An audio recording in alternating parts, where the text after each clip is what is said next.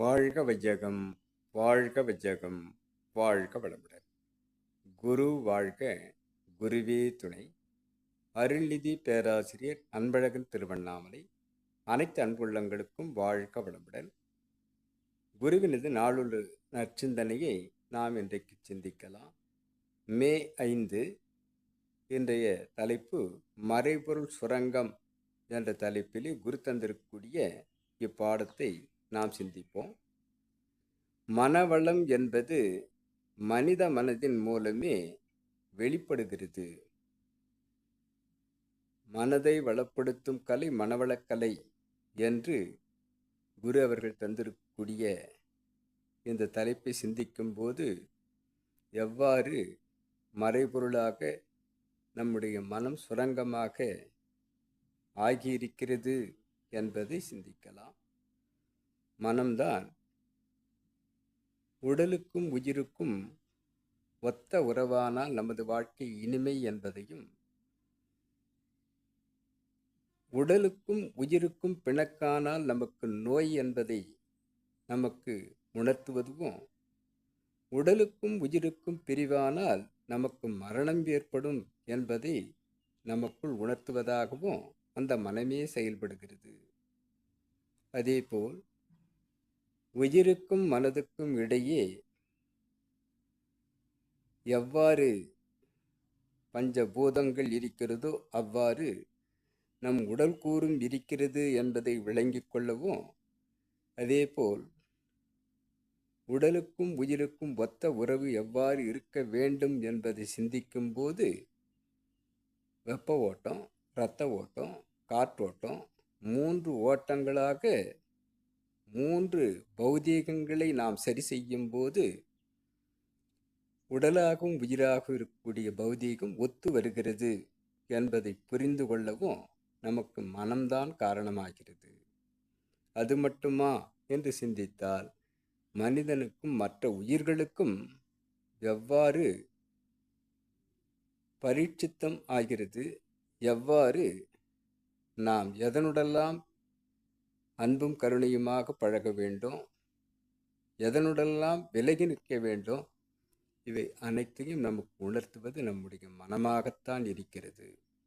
அதேபோல் மனிதனுக்கும் மற்ற உயிர்களுக்கும் இடையே இருப்பதை போல் ஒரு மனிதனுக்கும் மற்ற மனிதனுக்கும் நாம் எவ்வாறு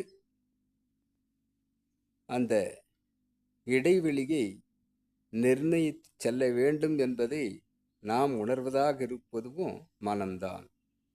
அது மட்டுமா என்று பார்த்தால் மனிதனுக்கும் விரிந்த பேரியக்க களத்திற்கும் இடையேயும் கூட இந்த பிரபஞ்ச ரகசியத்தை விளங்கி கொண்டு பேரானந்தம், பேரின்பக் களிப்பு, பேரின்ப வெள்ளத்தில் நீந்திய சித்தர்கள், யோகிகள், ரிஷிமுனிகள் அனைவரையும் பார்க்கிறோம். அதை பற்றி சிந்திக்காமல் இருப்பவர்களையும் பார்க்கிறோம். ஆக இவ்வளவு பெரிய ஆற்றலை நமக்குள் எடுத்து வருவதும், நமக்கு அந்த அமைதி பேரின்பத்தை தருவதும் மனமாகத்தான் இருக்கிறது.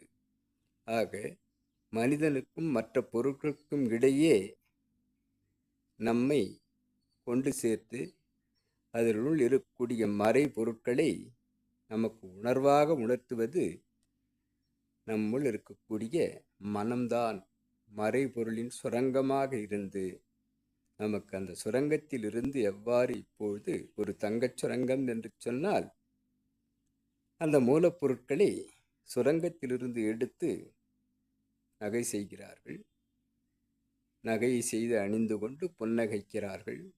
அவ்வாறு நமக்கு இந்த இயற்கையிலிருந்து அனைத்தையும் எடுத்து இதுதான் அது என்று புரிய வைத்து அந்த மறைபொருட்களை நமக்கு இயற்கையாக மூலப்பொருளாக இருந்ததை எவ்வாறெல்லாம் மாற்றி நாம் தூய்க்கிறோம் என்பதை நமக்கு உணர்த்துவது மனமேதான்.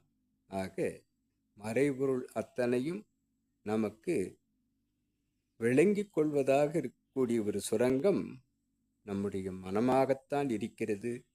மறைபொருள் சுரங்கம் என்பது மனமேதான் என்று விளக்குகிறார். ஆக இது எவ்வாறு நாம் விளங்குகிறோம் என்று சொன்னால் இந்த மறைபொருட்களை தூய்க்கிறோம். அப்பொழுது இன்பம், துன்பம், அமைதி, பேரின்பம் என்பதாக உணர்கிறோம்.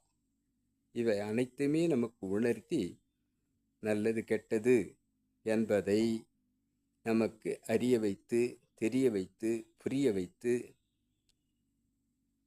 நம்மை இவை அத்தனையும் உணர்த்தி நமக்குள் இந்த மறைபொருட்களை தெளிவுபடுத்தி கொண்டு இருப்பது நம்முடைய மனமாக இருப்பதனால், மறைபொருளின் சுரங்கமாக இருப்பது நம்முடைய மனமேதான் என்று புரிந்து கொள்வதாக குரு அவர்கள் கூறியிருக்கக்கூடிய இச்சிந்தனையை இன்றைக்கு நாம் சிந்திக்கலாம். அனைத்து அன்புள்ளங்களுக்கும் வாழ்க வளமுடன்.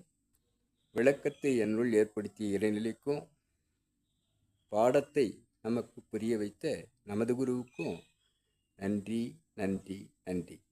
வாழ்க வளமுடன் என வாழ்த்து நிறைவு செய்கிறேன். வாழ்க வளமுடன்.